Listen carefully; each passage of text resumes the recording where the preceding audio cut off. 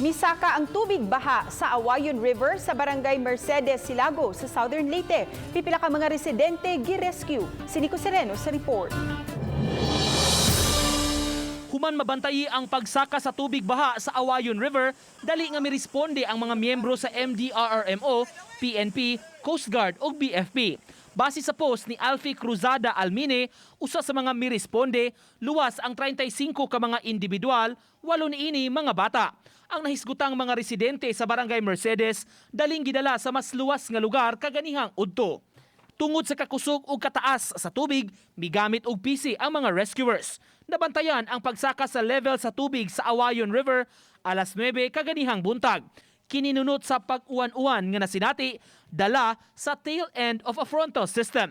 Nakasinati sa og pagbaha ang Church Plaza sa Silago kaganihang buntag. Pagsagot ng local governments at meron namang inalalay galing sa probinsya.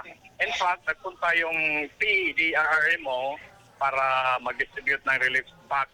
Kagahapong adlaw wala maagi ang bag-ong giayo nga detour sa Panalian River sa barangay Katipunan, Silago. Human maguba ang agianan, daling mihimo og temporaryo og improvised nga taytayan ang mga residente. Ang taytayan pwedeng maagian sa mga tao og motorsiklo apan ang mga dagkong sakyanan wala makalabang. Subsub ang monitoring karon sa mga lugar nga nakasinati og pagbaha.